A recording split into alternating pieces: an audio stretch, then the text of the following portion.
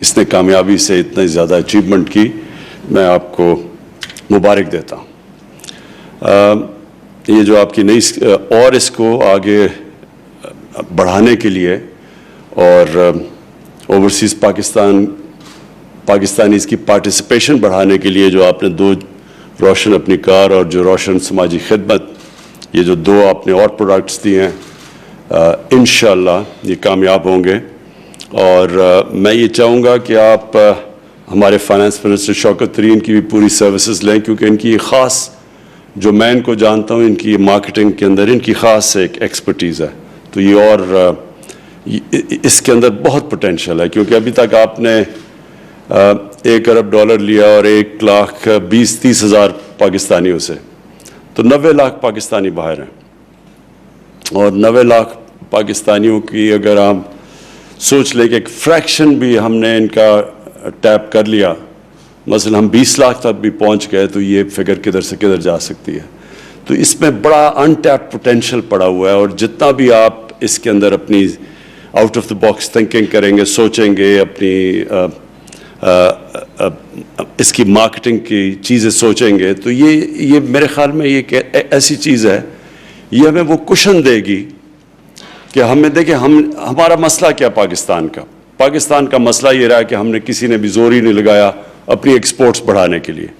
تو کیونکہ ایکسپورٹس ہماری بڑھی نہیں، وہ اصل میں وہ سب سے بڑا ایک رکاوٹ بن گئی پاکستان کے آگے بڑھنے میں۔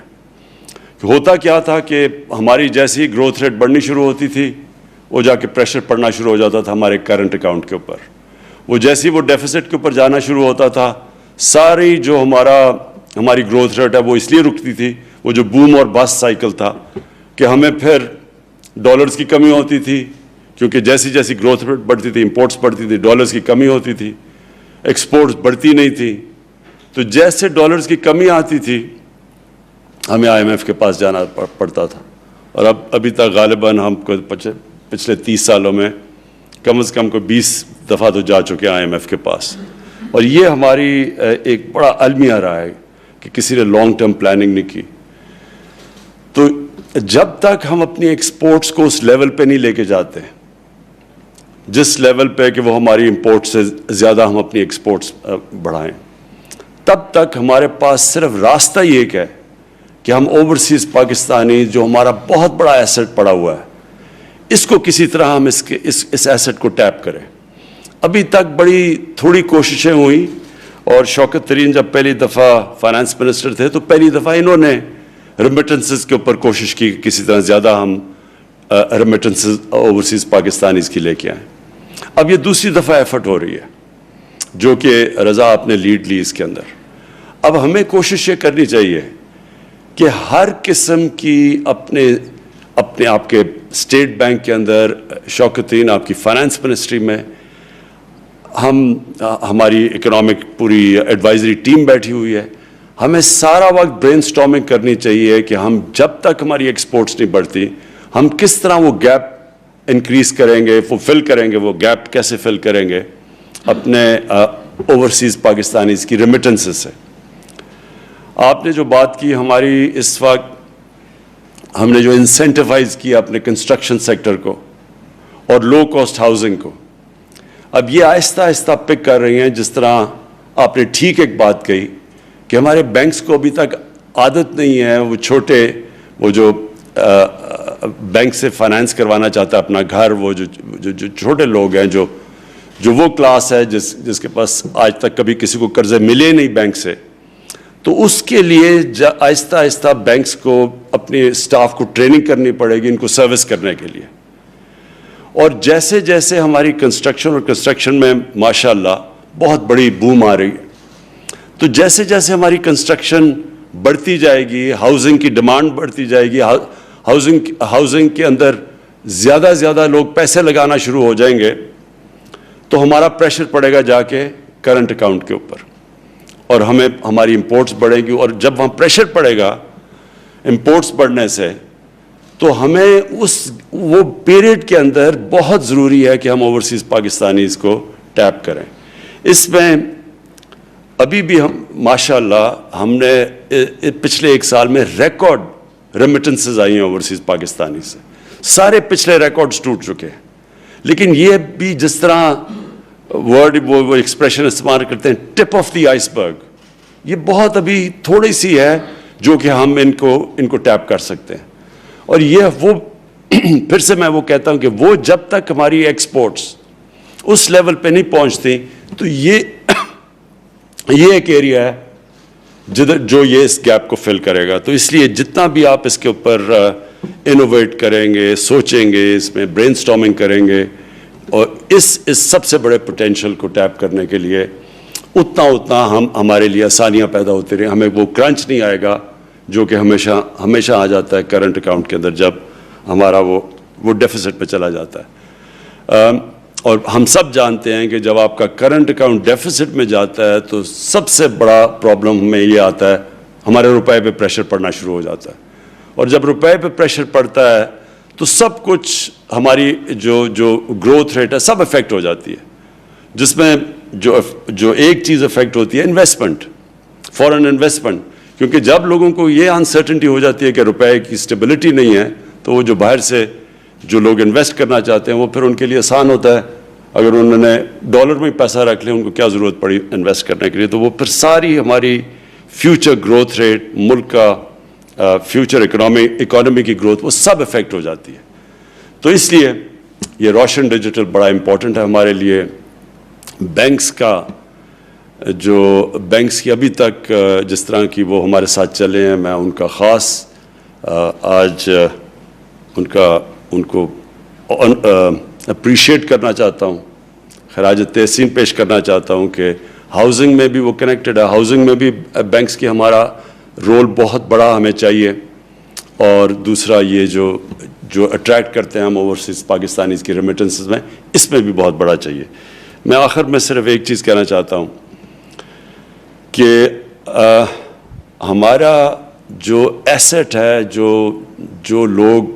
جو لوگوں نے اس ملک کی اکانومی کو افلوٹ رکھا ہے, جو بچا کے رکھا ہوا ہے, وہ ہے ہمارے اوورسیز پاکستانی, اور اسپیشلی وہ ہمارے جو لیبر جاتی ہے. اور کیونکہ میرا ان سے واسطہ کافی پڑا ہے بڑے سالوں سے, جب سے میں پہلی دفعہ باہر کرکٹ کھیلنے گیا تو وہ کرکٹ میں زیادہ تر جو ہم جاتے تھے انگلینڈ کرکٹ کھیلنے, تو ہمارا جو وہ لیبر کلاس تھی وہ بڑے آئیڈینٹیفائی کرتے تھے پاکستان سے, میچز پہ آتے تھے. تو میرا ان سے تب سے رابطہ ہے, آج سے 50 سال سے. تو مجھے افسوس سے کہنا پڑتا ہے کہ ہمارے جو ایمبیسیز ہیں وہ جس طرح ان کو اپریشیٹ کرنا چاہیے ان محنت کش لوگوں کو جو خون پسینہ ایک کرتے ہیں. اور مجھے تو پتہ ہے کہ بیچارے کئی دفعہ 12 گھنٹے کام کرتے ہیں, ایکسٹرا شفٹس لگاتے ہیں, پیسے بچا کے اپنی فیملیز کو بھیجتے ہیں, اور 6 8 ایک کمرے کے اندر رہتے ہیں. اور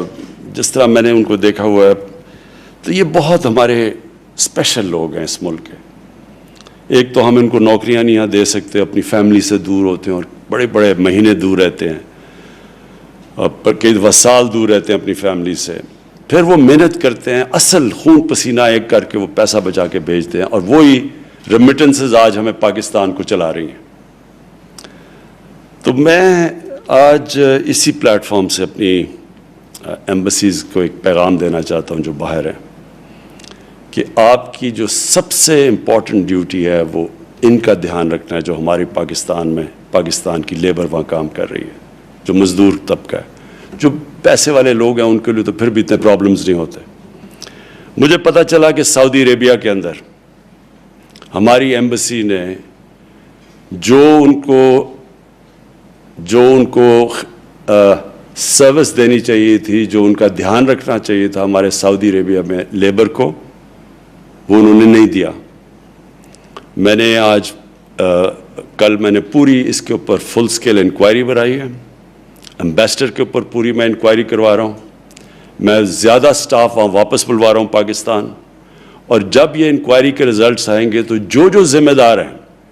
جنہوں نے مس ٹریٹ کیا ہمارے لیبر کو, اور جو ان کا کام ہے سب سے بڑا, ان سب کے خلاف میں ایکشن لوں گا.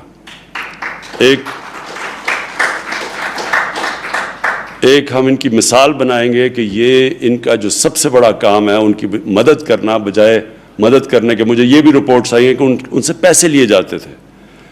تو یہ میں آج صرف اس لیے کہہ رہا ہوں کہ اس میں پوری انویسٹیگیشن اب ہو رہی ہے, بڑی ہائی پاورڈ انویسٹیگیشن ہو رہی ہے, اور جن لوگوں نے ہماری لیبر کو سے ایکسٹورٹ کیا, مسٹریٹ کیا, اپنا کام نہیں کیا,